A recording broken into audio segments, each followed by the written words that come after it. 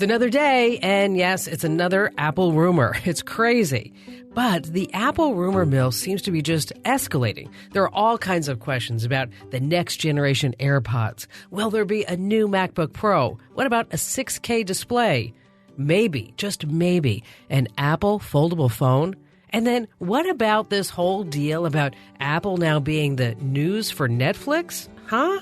Don't worry, we have all the answers. But this is kind of a all Apple everything podcast, because while I had that expert on the phone, I also realized that, well, he knows a lot about podcasting too. So how many different podcasts do you think there are available right now? Just say a number out loud.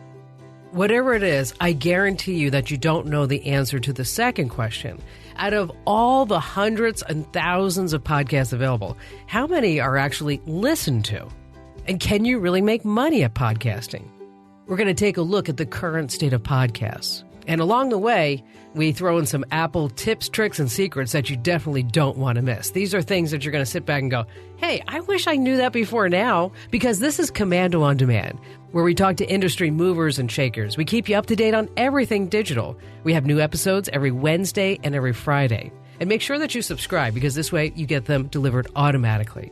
Before we get to all of that, a special thank you goes out to our partners, because they help make these Commando on Demand podcasts possible.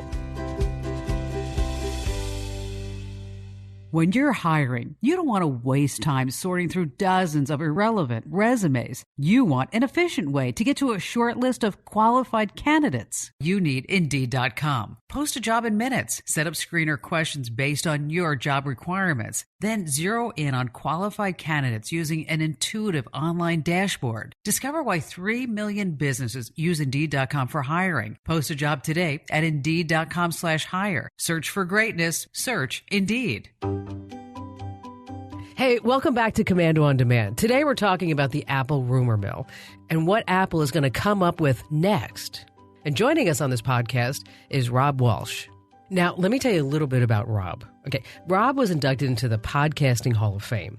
He actually has a really big job. He's the vice president of podcaster relations for Libsyn. And before that, he was the president and founder of Podcast 411.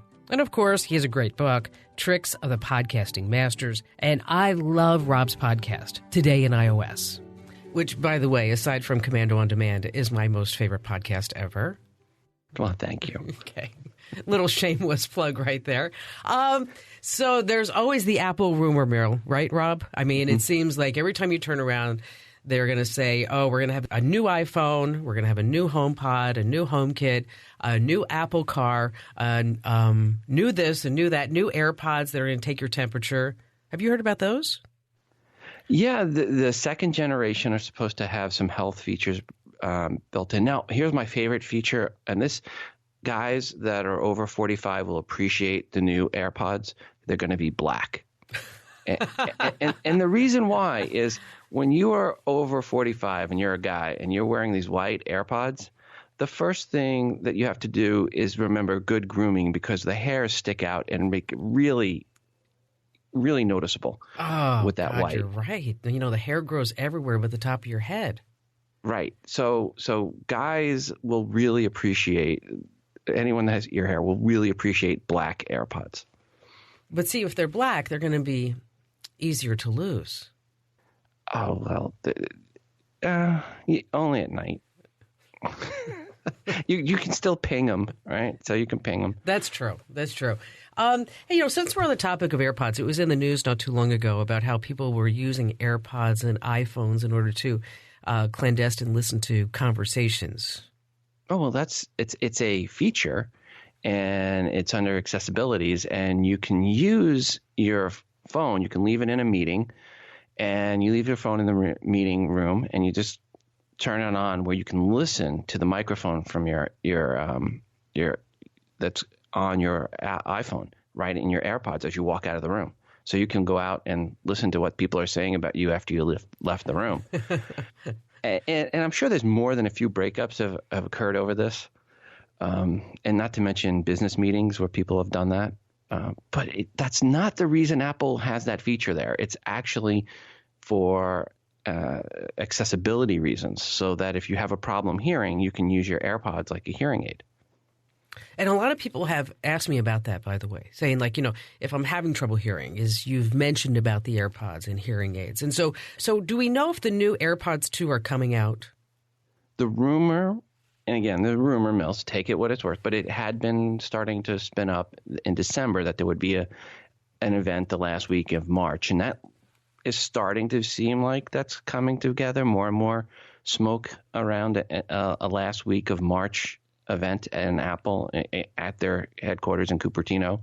And it looks like the new AirPods with a case that will allow you to charge it wirelessly, and possibly Apple's missed power pad that was supposed to be out last year will be announced at that event. And I don't know if it's me wishing for it, but there's also some rumors about an iPhone SE 2. Really? I didn't hear about that one. Yeah, I think that's me being overly optimistic. And my wife yelling in my ear, when are they going to have an SE2? I'm like, well, maybe March. But no, because my wife's one of those people that loves the smaller size iPhone. She doesn't like the bigger one. She doesn't like the 10R. Excuse me, I don't want to say XR. 10R. She doesn't like the 10. Too big. Those are all the current size iPhones to her are all too big. So she is holding on to her SE, hoping it doesn't die. Well, speaking of big, I also read that Apple is planning to launch a MacBook Pro with a 16 to 16.5 inch display, and they actually say that it's going to be here within the next couple of months as well. I hope so, and hopefully they'll have an SD card slot back in it, and they'll have an HDMI slot in it, because the current MacBook Pro, it's not the pickup truck that Steve Jobs got on there and said, computers are your pickup. The current MacBook Pro is more like an El Camino. I mean, come on. If you're going to call it a Pro. I see the spinner wheels. That's why I'm like. Just put an HDMI port in there. Put an SD card slot in there. Don't make everything USB-C, because then you have to dongle. You have to remember to bring the dongles with you if you go out and speak. If anybody who speaks knows this. And dongles don't always work. Some HDMI dongles don't work. So you'll get there and you'll plug an HDMI dongle. And I've seen this happen to someone on a new MacBook. And it didn't work and they couldn't present. They had to use my laptop, which was the older one. And you're like, okay, so you're the Pro? I'm glad you're here. Okay. Mm-hmm. Or how about the 31.6-inch 6K display that Apple's working on? Wonder how much that's going to be. If you have to ask, it's not for you, right? It's. We don't even give you a price. I won't even put a price on it. Just click yes, and your charge card will be charged some random number. Just take my money. That's it. Okay, Apple's about to release a service that's being described as the Netflix for news. We're going to be talking about that next, and then we're going to talk about Apple. I mean, first of all, we have Samsung's foldable phone. Okay, Apple has a patent now on their own foldable phone. But what's the deal with it? And then later on, we've got some insider secrets on what it takes to be a successful podcaster. Before we get to all that, a special thank you to some of our partners who make these Commando On Demand podcasts possible. Robinhood is an investing app that lets you buy and sell stocks, ETFs, options, and cryptos, all commission-free. Plus, there's no account minimum deposit needed to get started, so you can start investing at any level. The simple, intuitive design of Robinhood makes investing easy for newcomers and experts alike. View easy-to-understand charts and market data and place a trade in just 4 taps on your smartphone. With Robinhood, you can learn how to invest in the market as you build your portfolio, discover new stocks, track your favorite companies, and get custom notifications for price movements so you never miss an opportunity to invest. Robinhood is giving listeners of Commando On Demand a free stock like Apple, Ford, or Sprint to help you build your portfolio. Sign up at invest.robinhood.com, invest.robinhood.com. Okay, welcome back. We're speaking with podcast veteran Rob Walch. Okay, Rob is so smart. You don't want to miss a moment of anything that he has to say. Okay, now also Apple has this new service. Is it for news? People have said it's going to be like gaming for Netflix or gaming like Netflix or news like Netflix. What do you know about that? Well, it's supposed to be like the Netflix of news. And what does that exactly mean? Because I always love when people try to compare things to Netflix. Netflix took a lot of hard stuff to find that wasn't on the internet and then brought it to a place where you could stream it all in one place. That's where Netflix's value came. Whatever Apple's going to do, it's not going to be taking a bunch of stuff that's not on the internet, right? They're just going to take stuff that's on the internet and bring it together. So I don't believe those comparisons. What it'll be is it'll charge you like Netflix. You have to pay a monthly fee to get to this. And maybe this will be some of the stuff they'll take that was previously, available freely, and now they're going to lock it behind a wall. And whenever someone does that, I don't call that the Netflixing of an event. I call that the blockbustering of a content. Because really, when you lock that down and make it hard to get to, it usually peters out and dies. Well, I did read that this Apple News, when it does get this subscription service, that is much like Apple Music, that a lot of the publishers, Wall Street Journal, New York Times, et cetera, that they don't necessarily want to give them the content because Apple wants 50% of the revenues. Well, yeah, people don't want to give up anything. Nobody wants to give up the percentage to Apple if they don't have to. Now, some people will do it under the promise that, hey, you're going to get access to a larger pool of people and there's going to be more money. But it's going to be tough to tell newspapers like the Wall Street Journal that have their own private paywall that you need to now make all that content available in one place where you're not going to get your direct relationship with the consumer. Yeah, it's going to be tough. I mean, if you're going to spend $10 a month, a subscription plan to say your newspapers and Vanity Fair and Vogue and National Geographic, maybe a couple of hundred publications, it's I don't know if it's going to be an easy sell. I mean, I look at Apple Music and I subscribe to Apple Music. I do. It's $10 a month and it's there when I want it. I can listen to whatever I want. Yeah, and I guess the big question will be on this: will they allow you to trade in air miles for it? That would be nice. Okay, finally a use for those air miles. But I don't know. It seems like Apple's trying to monetize in a lot of places, but I don't know if it doesn't make a lot of sense here. Maybe it will. I'm sure they're going to get quite a few people that'll sign up. Personally, I wouldn't sign up for premium service like that for news. I have my trusted sources. I like the free sources that I go to. And when I come across a Wall Street Journal article, I go, oh, well, guess I'm not reading that article. And I move on and I find it where someone else who did read it synopsis is for me, over on The Verge or one of the other sites. Well, I'll tell you, though, the Wall Street Journal, I go back and forth with the subscription for that because it's very expensive. And just when I feel like I'm going to cancel it, that's when they come up with something that's really fascinating to me. Like, for example, they did an article not too long ago. They did a whole expose, and it probably took them months to do this, but a whole expose on Glassdoor.com about how companies like Tesla and Slack, that they actually have contests for people to give them positive reviews. So that's why they have all these positive reviews. And I'm like, oh, okay. So I read this whole article. I thought, okay, just reading this article alone and the research that went into it was enough for me to keep my subscription. It's kind of like Consumer Reports. You don't really want to pay for that, but then when you go to figure out which refrigerator you should buy, you're like, okay, well, maybe that's the refrigerator that I should get. We have, of course, the Samsung foldable phone. What do you think? Will Apple ever come up with a foldable phone? Well, someone was asking me the other day, why doesn't Apple come out with these things first? I'm like, because they can't come out with these things first. Because you have to be able to go from 0 to 80 million like that, right, in a quarter. You have to be able to do that.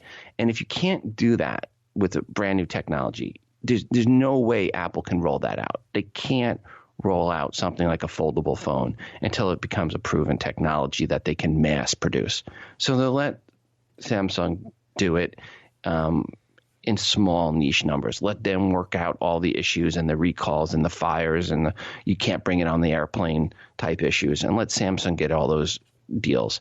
And then when it's mass producible and they see, okay, yeah, people want it, now we'll go ahead and roll it out. And then they'll buy up all the inventory for it.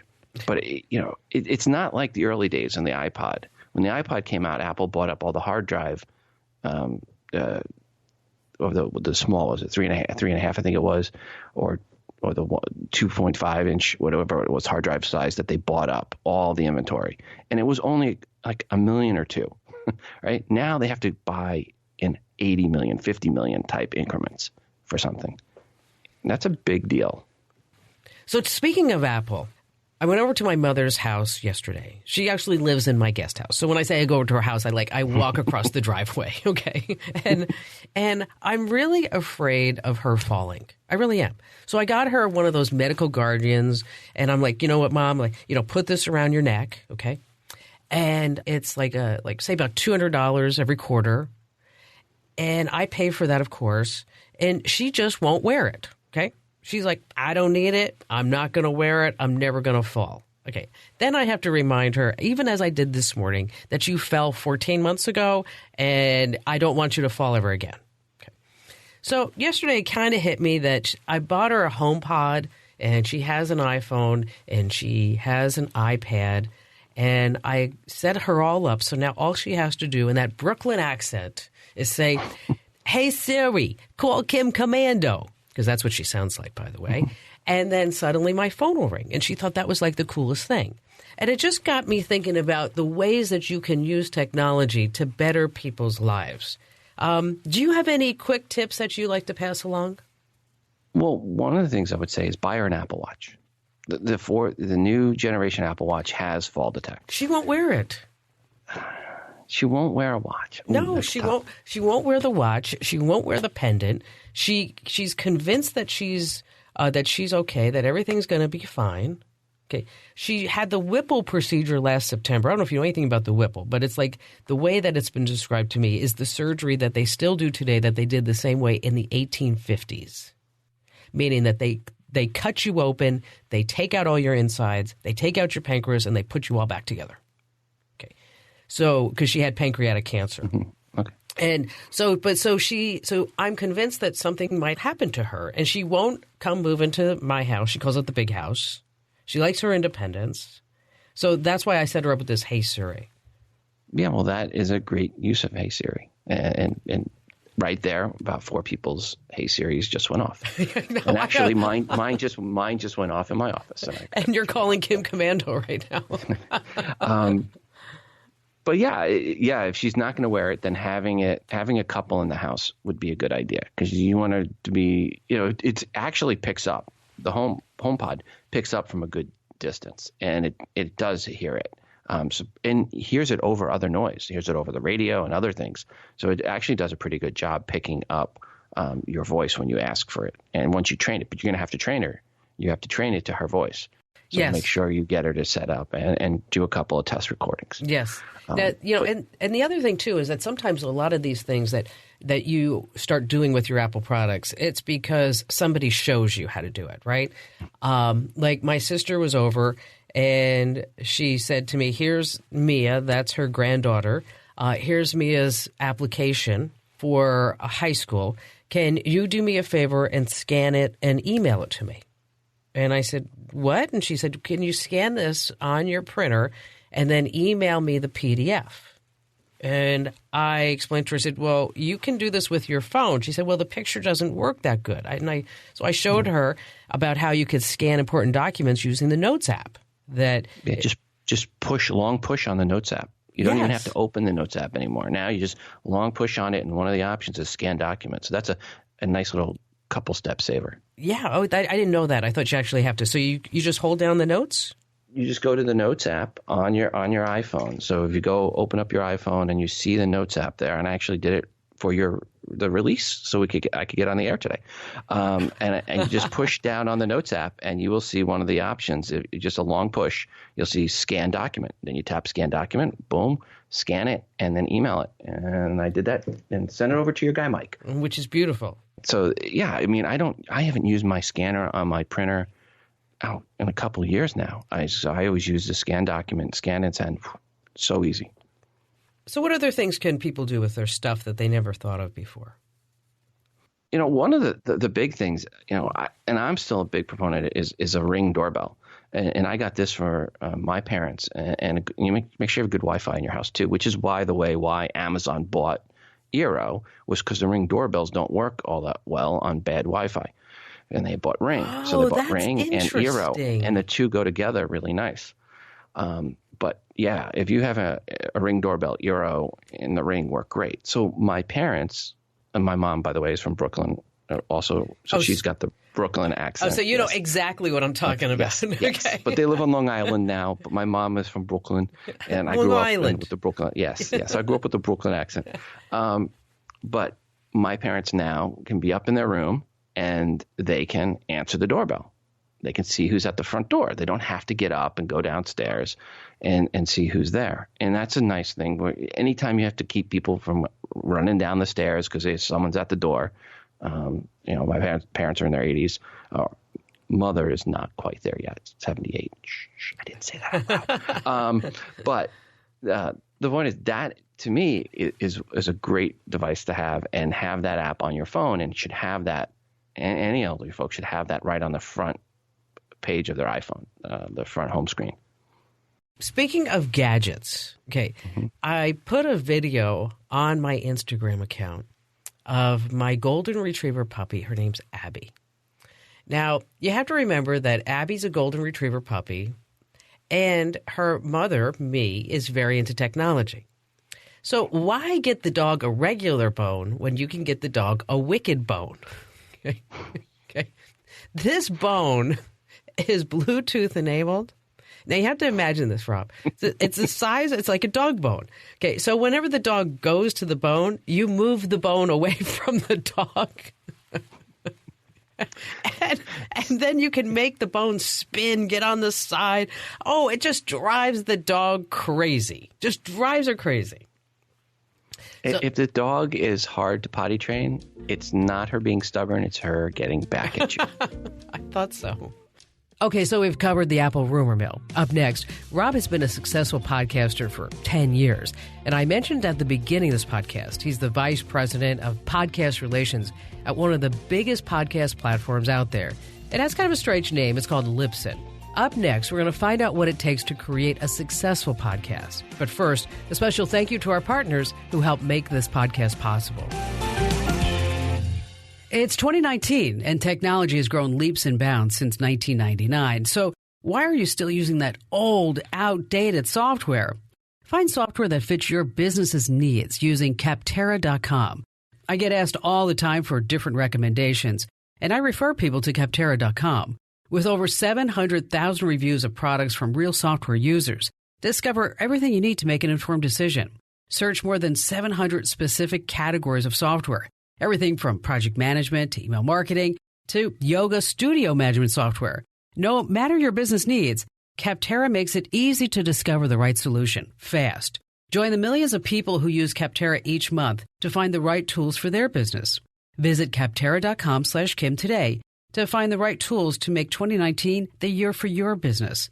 Once again, that address is Capterra.com/Kim. Let me spell it for you. Capterra.com/Kim. All right, we're back, and we're speaking with Rob Walch from Libsyn about what it takes to be a successful podcaster. And let me tell you, it's not easy. You may think that, I just need a microphone, and then I'm going to talk about my neighbors and see what happens. Not so much. Let's talk a little bit about podcasting, because we have a lot of people that are obviously into podcasting. They get Commando on Demand. They listen to your podcast, of course. What is the latest number as far as how many podcasts are out there? Well, according to Apple, the latest number they gave was a little bit over 600,000 podcasts. Now, you have to take that with a big grain of salt, because a little under 200,000 of them have actually released new content in the last 12 months. Oh, that's interesting. That's interesting. So when you look at active podcasts, the number's around 200,000. So take it that way. And again, 200,000 is not a huge number. Even 600,000 is not a big number when you compare it to the 600 million blogs that are out there. So 200,000 podcasts versus 500 million blogs, there's a big difference. So it's still more niche and more exclusive to have a podcast than it is, say, to have a blog. What's the most popular topic for a podcast? All right. So the most popular, if you're going to go by downloads, are comedy podcasts. If you're going to go by number of new shows in the last year, surprisingly, it's business. And if you're going to go by the number of shows overall, all time, it's religion. Really? Yeah. So there's a lot of churches put their podcasts, put their sermons up as, as a podcast. But in the last year, there was definitely more new business podcasts than anything else. Although you'll hear more about the true crime podcasts, which there definitely are a plethora of, without a doubt. There's quite a few of them out there. But comedy podcasts still, when we look at the most popular podcast, it's still comedy podcasts are up there, and then followed by education. So history podcasts are really popular. One of the most popular podcasts out there is Hardcore History with Dan Carlin, and he gets millions of downloads per episode. And on a per episode basis, it's one of the most popular podcasts, period. Wow, that is crazy. I mean, you wouldn't think like a history podcast would get so many downloads, but he does make it entertaining, and he does tell the stories, which is, I think, why it's so successful. We were doing some research onto why podcasts are popular, and there's this whole link between podcast listening and the number of smartphones that are out there. But there's this guy, Dr. Paul Zak. Have you heard of him? I have not. He's a neuroeconomist. He studies brain activities and as they listen to stories. And he actually says that podcasts are so popular because our brains crave stories. What do you think about that? Well, I think what we crave is just something to pass the time. And podcasting helps that. I mean, when you're driving in the car, you want to listen to something. And music has gotten to the point where it's so formulaic and you want to be educated too, and music isn't educating you. And here's an opportunity, and that's why the education podcasts have always been the number 2 category as far as downloads. I think people like to be educated, and they also like to be entertained. Hence why comedy podcasts are number 1. And if you can do both, just a podcast called The Dollop, which is both history and comedy, you can be pretty popular. I've always looked at it as people just have more time in the day to listen than they do anything else, and podcasts fill that time, fill that opportunity. Well, it could also be like, for example, I was driving with my teenage son Ian yesterday, and I jumped into his car, and of course his iPhone automatically kicked into his car, and then I looked on the screen, and playing was A Boogie in the Hoodie or something like that. And I said it just like that, and he's like, "Mom, you are so old that you said it like that." And they were talking about living the life of the gangster and putting on their Gucci shoes and things like that. And I was thinking to myself, and I asked him, I said, "Have you ever listened to a podcast?" I mean, and he looked at me like I just asked him, if cauliflower was his favorite food of all time, right? But I think it might also be a generational thing, don't you think? Well, we see people that are listening to podcasts that are teenagers and 13 to 21. There's one podcast that's pretty popular in that area called My Brother and Me.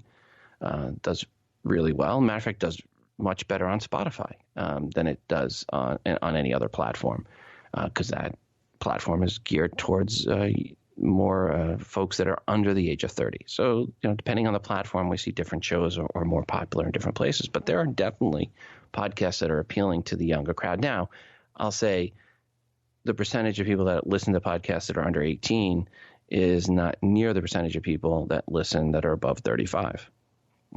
Above 35 still is 35 to 55 is still the largest group percentage-wise as far as the percent of that group. Which is interesting because last summer I had some time and I was sampling various podcasts. And I looked at the top of the Apple charts and I would go through and I'd download a few episodes of each one. And there were a few that I found fascinating just from the extent of I was really surprised at the content. Like, for example, guys that I have, how do you say this? Well, it uses yes. It's guys. Yes, I know the one you're talking about. Right. There's an F-bomb that could be in their title. Yes. And I sat there and I looked at the title and I was like, guys that all right. And then these two girls get on and they're chatting about girth and length and toys. And I gave it like 5 minutes, and I said, this is ridiculous. Are those podcasts popular? Yeah, there have always been some really good ones in that genre. Sex with Emily does it in a tasteful and in a much better way, I would say. So Sex with Emily is definitely a good one on that genre, and she's had a lot of success with her podcast. There was another one early on called Violet Blue, a podcaster called Violet Blue, and she used to write. She used to be a writer, I think it was for the San Francisco Journal, and she had one of the early sex positive podcasts out there. So there have always definitely always been podcasts about sex and the topic. Some done for more education, some done for more shock. Some try to do both. All right, you mentioned Spotify. Talk a little bit about how Spotify is doing. They're the number 2 place that consume podcasts. They're a little bit less than 10% of consumption, about 9.4% we saw last month of consumption. Apple's still, there's been articles out there that were saying Spotify and Pandora are fighting for the preeminence place of podcast consumption. Let's put this to bed. 62.3% of podcast consumption last month was directly to either Apple Podcasts or iTunes. Wow. Everything else combined and basically doubled was where Apple was. Right? So where's Google in all this? 1% for Google Podcasts. But they're growing. It's getting, they're up to 1%. They just crossed 1%. There's only about 8 places where people really consume podcasts. Apple Podcasts is number 1. Spotify is number 2. Overcast is number 3. Then Stitcher, then CastBox, Podcast Addict, Pocket Cast, and then Google Podcast. Now, that's where it is right now. Pandora just launched in December. Pandora is about 0.17% of consumption, but they only on a very tiny percent, less than 1% of shows. They only have 1,000 shows. So that number will grow. And Pandora in the next 2 years will be up there and probably right neck and neck with Spotify in about 2 years, would be my guess. In the U.S., of course, not outside the U.S. Pandora is only U.S. But, there's not many places where people consume podcasts. And that's Spotify is clearly the number 2, and they're the first number 2 we've had in the podcast space since Zune. Oh my gosh, I totally forgot about the Zune. Yes, that was the last time anyone was clearly a number 2 in this space. So it's nice to have a number 2, but there's been some articles about Spotify saying that they're taking over and that there was even someone that wanted to block their recent acquisition of Gimlet and saying that it was a monopoly. I'm like, no, it's not a monopoly. They're tiny players still in the space. They're growing. They're number 2, but Apple's still the 800-pound or the 62.3-pound gorilla. Where is iHeart in all this? Very small. Really? As far as podcast consumption. Yeah. No, they're very small. They asked me not to say their percentage, but they're not in the top 8. And then Tuned In, they were big for a while too, weren't they? Yeah, but still in the podcast side of things, they just never got it really going. They're there, but they're still a small percentage. They don't make the top 8. So they're not above 1%. Yeah, they have the potential. iHeart definitely has the potential. Radio.com, Entercom's endeavor is now pushing, and we'll see some push from them in the next year or 2. So we'll see where they are 2 years from now. But ultimately, yeah, maybe we'll get to 12 places where people are consuming podcasts if they really push it. Entercom and iHeart gets serious about it, which would be nice. I hope they would. So far, iHeart's mostly focused on their own properties. We'll see where they go in the future. So what are some important elements? So if somebody's listening and they want to launch a podcast, because as you mentioned, even though we talk about 200,000 or 600,000 podcasts, that number is relatively small when you consider the number of blogs out there. What are some important elements? Well, I think the most important thing to know, it's not about the technology. Some people say, there's tech is the reason. It's about content. You have to create good content that's worth people's time. Yeah, there's more time in the day consume audio, but you are competing with others, and you have to make the consumer or the listener feel that they've spent their time wisely. I think that's the big difference between a good and a bad podcast. Is a good podcast is after someone listens to it, they felt that time was well spent. And a bad podcast, as you mentioned earlier, you spend 5 minutes on a podcast and you're like, oh, why did I listen to that? Can I have that 5 minutes back? Right, exactly. Right. And that's where you want to make sure that what you're doing is you're presenting. It doesn't have to be broad. One of the things I'd say, pick the topic that you are passionate about. There's a podcast called the Chameleon Breeder Podcast. It's for chameleon breeders. For the vast majority of people out there. Wait, back up. The Chameleon Breeders Podcast? Chameleon Breeders Podcast. It is for people that breed chameleons. It is a podcast focused on people that breed chameleons, not people that buy chameleons, but the people that are breeding them. So it's a subset of a subset, right? So, but the point is this: podcasting is not broadcasting. It's very narrow cast. It's very niche cast. And creating a good podcast doesn't mean it's right for the masses. Now, yeah, Joe Rogan does a good job at getting a large audience, and Dan Carlin does a really good job getting a large audience. But most podcasts that are successful aren't huge numbers because there aren't many with those big numbers. They're ones that hit their niche and hit it well. And if you do that, you can build a good following, a loyal following. The guy that has the Chameleon Breeder podcast makes more money from advertising than a comedy podcast that has 25, 30,000 listeners. That is something. Speaking of making money, how's the money train going with podcasting now? People making, I know we are. We've started to make some pretty decent money with it as the number of downloads. Talk a little bit about what's going on with podcasting in Nielsen a little bit. Well, Nielsen has a way where they have a service where they're going to track your listeners and their IP address and cookies and this and that. And then when that IP address comes in, they kind of guess at who the user is. And then it's kind of stalking and actually against GDPR rules from what Nielsen's doing. And soon to be against CCPA when California rolls that out on January 1st of 2020. Yeah, Nielsen's kind of got a service, but you look at it, and there was a recent survey that said, 83% of people feel that targeted ads are immoral.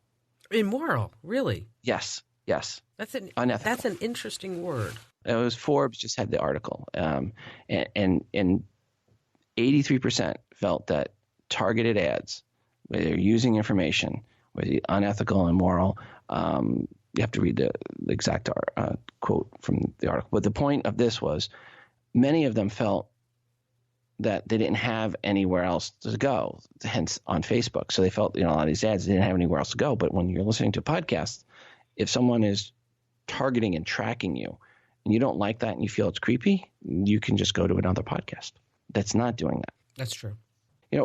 There is a lot of attention that's been brought on the podcasting space due to different acquisitions and things like that. And one thing on the monetization to remember is most people don't actually ever make money from podcasts. And I think people don't realize that only about 7% of people that get into podcasting ever get to the numbers where they can really monetize. And then I heard someone recently say, yeah, but now a lot of podcasts are selling their podcast to make it into television or movies. And I've tracked every podcast that's gotten optioned. It's about 27 out of 600,000. Wow. That's about 1 in 22,000. To put that number in perspective, if you played high school basketball at any point, if you were a starter on your high school basketball team, your odds of getting drafted in the NBA are about 1 in 3,300. So, 1 in 22,000, not very good odds when you really think about what that number means. It's more like lottery numbers. So if you're starting a podcast and your business plan is to get that podcast optioned, bought into the movie industry, much better going to the roulette wheel. Or going to start playing basketball. Okay. Yeah. But I'm only 5'5". Okay. I'll be the ball. Well, thank you, Rob, for joining us. Great podcast. Always wonderful to speak with you. Kim, thank you so much for having me on. I'm America's Digital Pro, Kim Commando. Now, I hope you got as much out of this podcast as we did here in the studios, putting it all together. That's one of the perks of working here, that we get paid to learn, and then we share that knowledge with you. Okay, your part is to pay it forward. It's free, so why not share this podcast, like it? And listen, if you have a topic that you'd love for us to explore and investigate, just let us know. And heck, if you have a question about something digital I can help you with, Call 602-212-0058. Leave me your question and your contact information. That number again, 602-212-0058. I'll talk to you then.